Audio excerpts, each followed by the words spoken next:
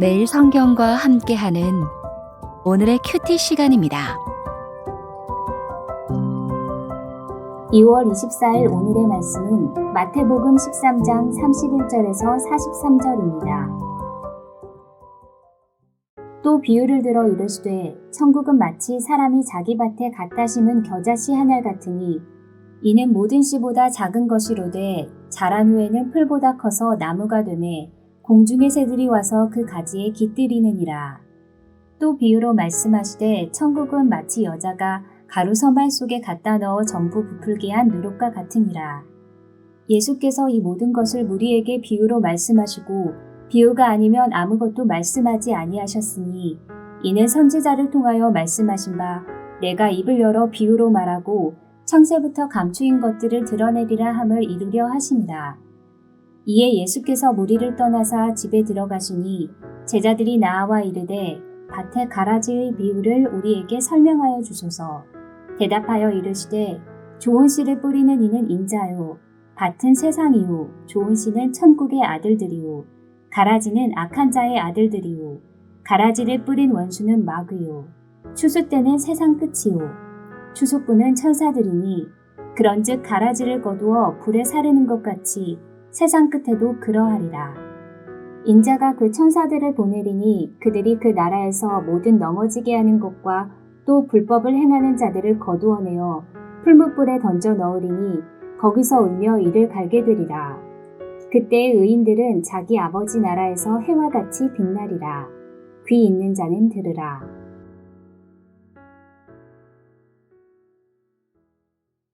함께 묵상할 말씀은 마태복음 13장 31절에서 43절까지 말씀입니다. 오늘 본문은 예수님께서 겨자씨와 누룩 비유를 통해서 천국을 설명하시고 이어 가라지 비유를 통해 어떤 자가 천국에 속하게 될 것인지를 말씀하시는 내용입니다.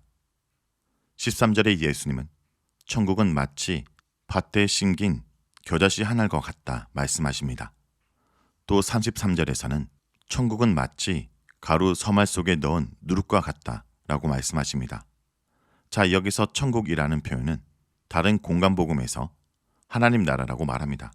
마태복음은 당시 주된 독자가 유대인이었기 때문에 하나님이라는 단어를 직접적으로 사용하기보다 그분이 계시다고 통상적으로 생각했던 하늘나라, 천국을 하나님 나라 용어로 대신 사용했습니다.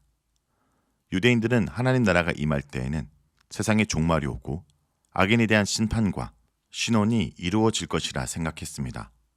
이러한 하나님 나라가 임하는 모습은 전 우주적 성격을 띠고 있기에 조용하게 마치 아무도 일어나지 않는 듯이 하나님 나라가 임한다는 것을 상상할 수 없었습니다. 이렇게 예수님 안에 임한 하나님 나라 특성은 유대인들이 그동안 기대했던 모습과 달랐습니다. 그래서 제자들이 이해할 수 있도록 하나님 나라, 천국을 겨자씨와 누룩으로 먼저 비유하고 계신 것입니다. 겨자씨 비유를 보겠습니다. 겨자씨는 그 문화권에서 가장 작은 것을 대표하는 씨앗이었지만 자라면 많은 새들이 깃들 정도가 되었습니다.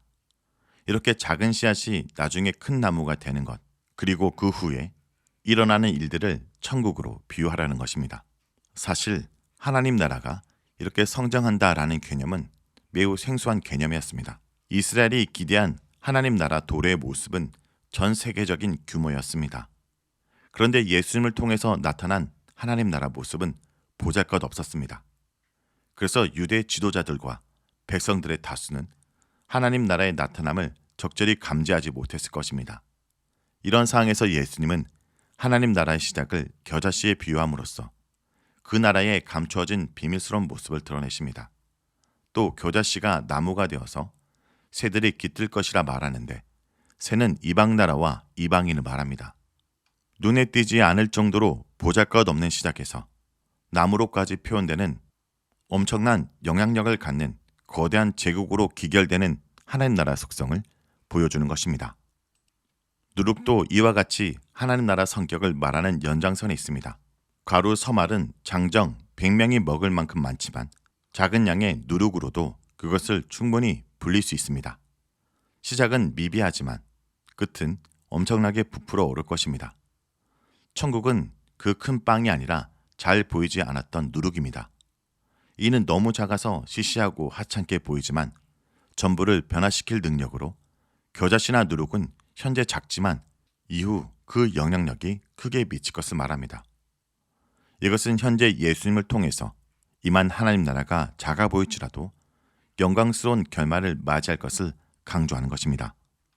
34절에서 35절은 중간 삽입 부분으로 예수님이 비유로 말씀하신 것을 언급합니다. 이런 모습은 구약에서 이미 예언된 것이 성취된 것임을 강조합니다. 그 본문은 시편 78편 2절입니다. 내가 입을 열어 비유로 말하며 예로부터 감추어졌던 것을 드러내려 하니. 이 말씀을 근거로 예수님께서는 왜 비유를 많이 전하셨는지를 설명합니다. 비유는 두 가지 목적이 있습니다. 하나는 쉽게 이해하도록 하는 것이고 다른 하나는 비밀이라는 것입니다.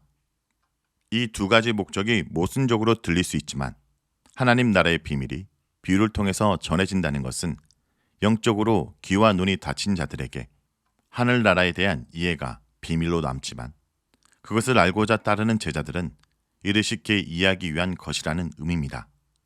그러나 이스라엘 대다수 사람들은 구약의 조상들처럼 비유에 관심을 갖지도 않고 응답하지 않으므로 이해하지 못하고 그 비유를 그냥 지나가 버리지만 소수의 남은 자들인 제자들만 예수님의 해석을 듣게 되는 것입니다. 이런 맥락에서 예수님이 이전에 했던 가라지 비유의 해설은 제자들만 36절의 요청을 통해서 듣게 된 것입니다. 세상에는 밀과 가라지가 같이 존재합니다. 신자와 불신자가 뒤섞여 있습니다. 때로는 가라지가 더 빛나 보일 때가 많습니다. 그러나 때가 이르면 교회 안에서 넘어지게 하는 것과 불법을 행하는 자들을 뽑아내어 영원한 심판의 불못에 던져버릴 것입니다. 하나님의 손으로 친히 그 나라의 거룩을 회복하실 때까지 인내하면서 참 신자의 길을 걸어가는 것입니다. 성도 여러분, 당장 눈에 띄고 화려한 것을 고집하는 세상을 따라 살지 말기 바랍니다. 많은 사람들을 모으고 큰 건물, 큰 조직을 만드는 것이 우리가 해야 할 일입니다. 천국은 겨자씨와 누룩처럼 아주 적게 출발합니다. 비록 눈에 띄지 않게 시작할지라도 나의 일상 가운데 하나님 나라 백성으로 믿음을 선택한다면 주님께서 나의 그 결정을 통해 하나님 나라 일을 이루어 가실 것입니다. 하나님 나라는 남들이 꿈꾸지 못하는 큰 비전과 큰 계획을 해야 이루어지는 것이 아니라 아무도 하지 않는, 아무도 알아보지 않는 작고 초란 그 일을 순종한 마음으로 시작할 때 이루어진다는 것을 잊지 않길 원합니다. 기도하겠습니다. 주님, 하나님 나라가 겨자씨와 누룩 같다는 것을 알았습니다. 그동안 저는 저의 인생이 겨자씨밖에 되지 않아서 누룩처럼 남들 눈에 띄지 않아서 원망했던 시간이 많습니다. 하지만 오히려 오늘 말씀을 통해 이러한 삶이 하나님 나라 백성의 삶이라는 것을 깨달았습니다. 주님, 오늘도 하나님 말씀인 줄 알면서 작고 초라해서 남들이 알아주지 않아서 하지 않았던 그 일을 순종하기 원합니다. 당장 눈에 보이는 성과가 아니더라도 장차 오실 주님이 인정하시는 그날을 바라보며 오늘을 살게 하여 주시옵소서. 예수님의 이름으로 기도합니다. 아멘.